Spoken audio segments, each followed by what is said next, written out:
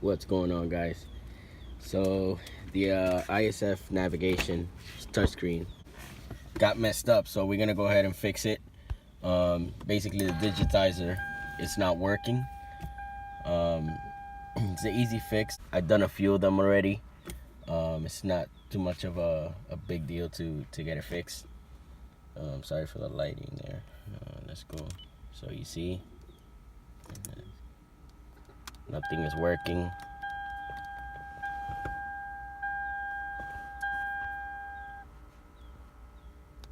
None of the functionality is working on the radio. So that's what we're gonna repair today. And basically I'm gonna put you guys on a time lapse and take this whole console out, take the AC vents off, take the center portion right here, the cigarette lighter is, and yeah, let's get to it.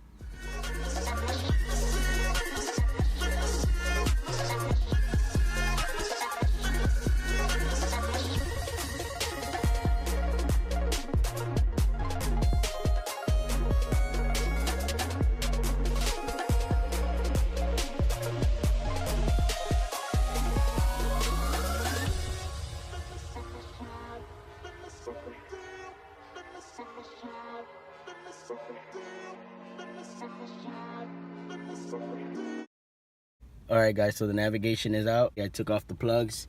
It has about 10 or 12 plugs in the back. Here's the navigation. So basically what we're gonna do now is replace the digitizer from the navigation. Let's go ahead and get to that, and I'll put you on another time lapse. If you guys want to see a detailed video on how to remove the digitizer, there's a whole bunch of videos on YouTube already explaining the process. I just wanted to show you guys what it takes in order to remove it from a ISF.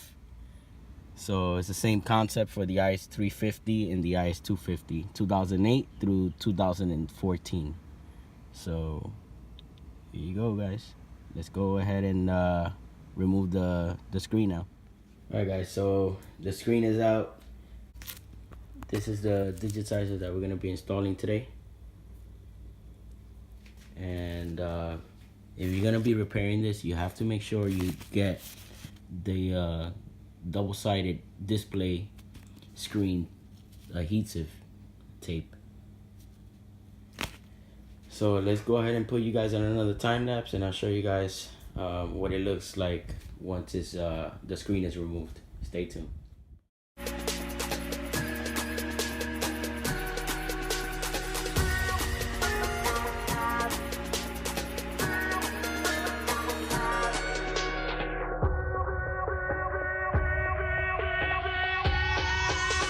Alright guys, so the screen is out. We're gonna go ahead and remove now the brackets that hold the screen in place. And normally this is where the digitizer goes right bad. Basically these circuit connections right here start burning out, so a lot of people do bridge them. They sand them down a little bit and then just get a circuit writer pen, and they repair it. However, the heat within time, again, it's the touch screen is not going to work after a few years or a few months from now. So rather than just repair the circuit connectors here, we're gonna go ahead and just change out the digitizer, so you guys can see the process for that. So let's go ahead and remove the bracket now, and yeah, let's get to it.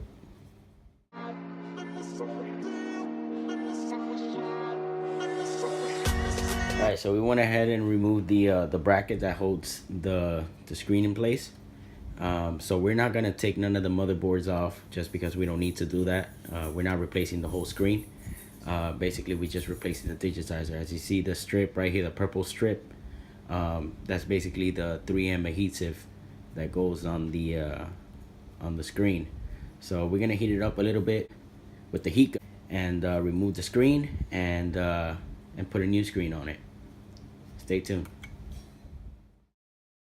Alright guys, so the screen is off. I used the heat blower to remove the adhesive from the screen. So you guys can see it just came right off. Not too much heat because you might warp the screen. So just make sure you do a little bit to the sides and across and stuff like that, just to remove the adhesive from the screen. But as you can see, everything is already off. So let's go ahead and remove the strip, disconnect it, and clean out the screen and put a new screen on it.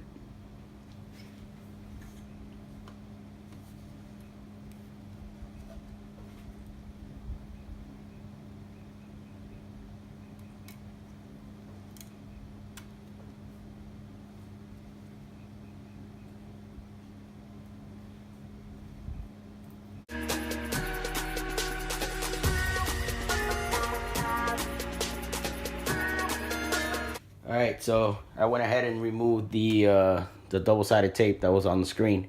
So what we're gonna do now is basically prep the screen with some alcohol wipies. So you want to make sure you want to clean the screen to avoid any contaminants once you install the new screen on.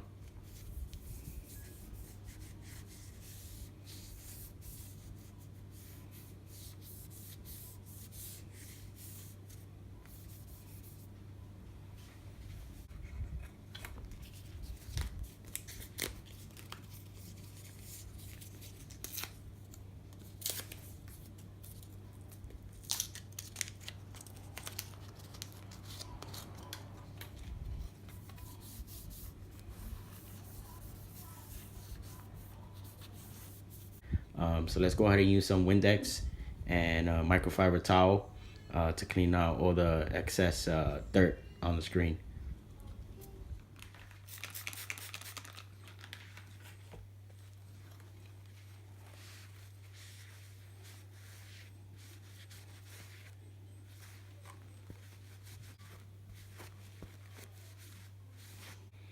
There you go, guys.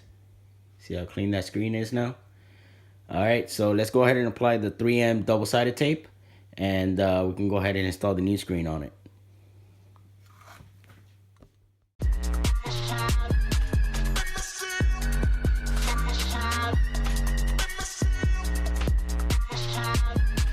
All right, so the double-sided tape is already applied to the screen.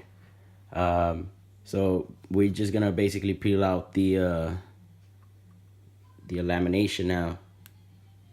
And as you can see,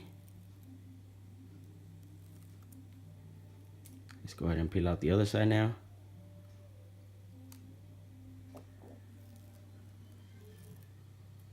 And the screen is almost ready to be installed. There you guys go.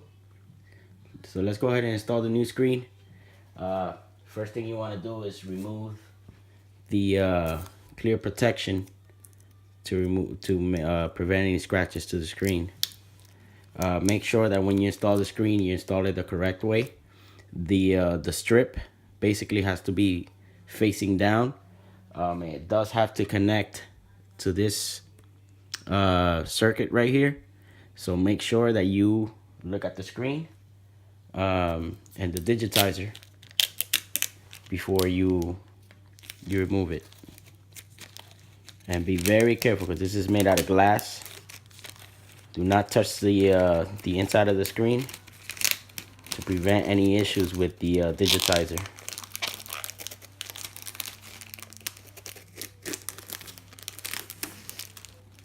Alright, so let's go ahead and install the new screen. As you see, there is still the clear plastic at the front, but we're not going to remove that one yet and install the new screen now.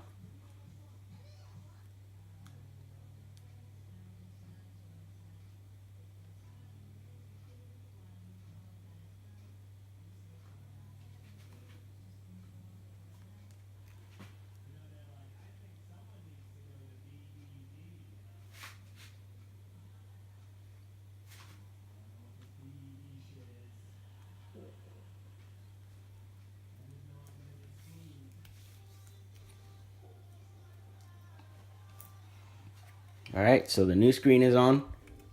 We can remove the protector now.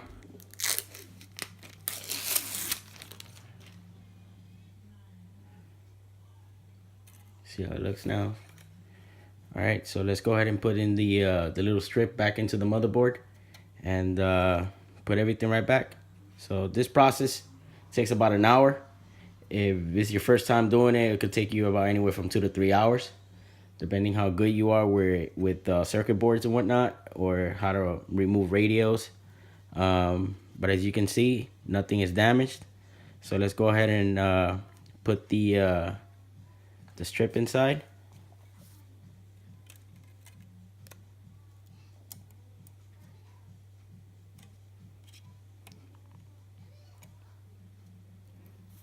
As you guys can see,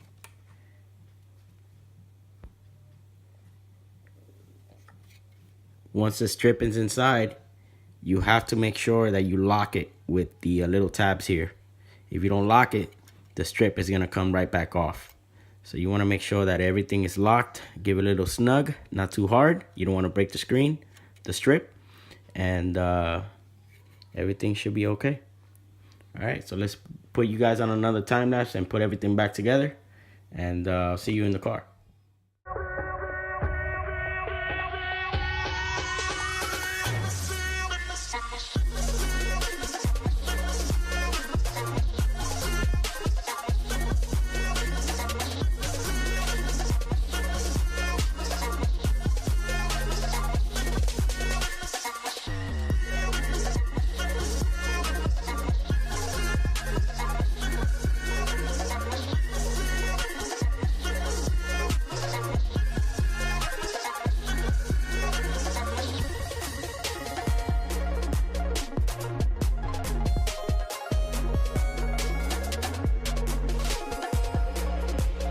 Alright guys, so I put everything right back together.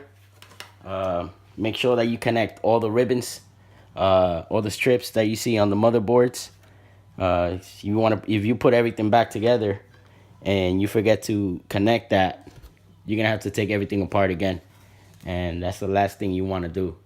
So let's go ahead to the car and connect everything, make sure everything is working properly, and stay tuned.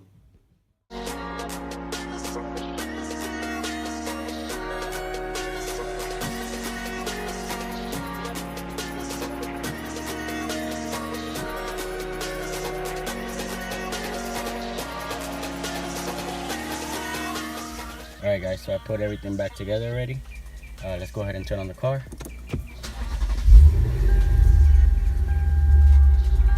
Make sure everything is working.